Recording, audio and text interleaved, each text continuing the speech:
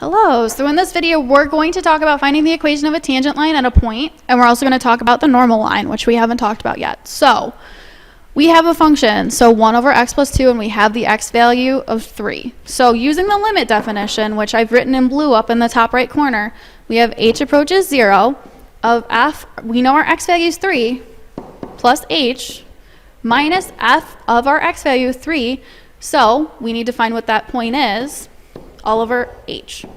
Okay, our next step is to plug in what we can. So we're going to plug 1 over, and then 3 plus h is going to go where our x is, 3 plus h, plus 2 in the bottom of our fraction still. All right, and now we have to find our y value for this point. So when we plug in 3 into our original function, we get 1 over 3 plus 2, which is 5. So we have the point 3, 1 comma 1/5. So really, we're subtracting 1/5. And this is all over h. All right, we need to simplify. So we have the limit as h approaches 0. And then we have 1 over 3 plus 2, we know is 5. 5 plus h minus 1/5 all over h. Okay, so now we have a complex fraction we need to simplify. We have to find a common denominator. So h is really over 1. We want to multiply everything by our common denominator, which will be 5 times 5 plus h. So we multiply it with every single part, 5 plus h. And now we simplify. So on the top, we have 5 plus h, and we have a 5 plus h. We can cancel. All right. Next part, we have 5 and 5, we can cancel them, and then the bottom we have to just leave alone. So we have the limit as h approaches 0. So now we're left with just 5 on the first part. Now we have minus 5 plus h, but we're really distributing this negative sign. So really it's minus 5 minus h. And on the bottom we're going to leave what we have. So 5h times 5 plus h. All right, now we're going to cancel what we can. So 5 minus 5 we know is 0. Cross it out. We have we have an h on the top and h on the bottom. We can cross them out. They divide to 1. All right, so now I'm going to come back over here. We have the limit as h approaches 0. All right, so now we're left with negative 1 on the top because it's a negative h over 5 plus h. Okay. Times 5. We can't forget the 5 in the front right here.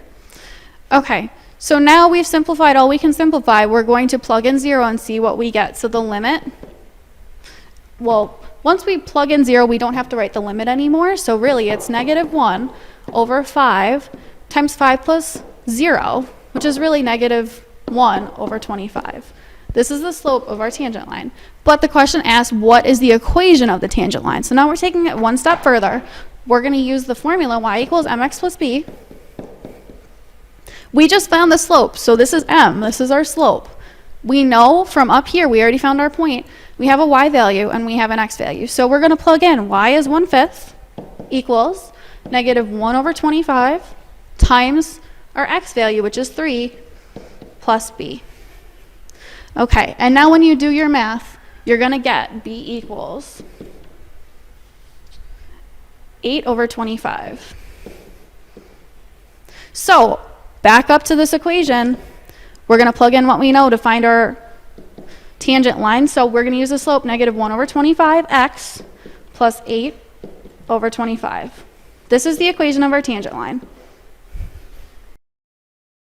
So now it's asking, what is the equation of the normal line at x equals 3? So we have to look about what normal means. Okay, so normal is a perpendicular line.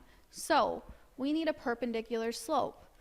If we had our original slope as negative 1 over 25, we need the negative reciprocal.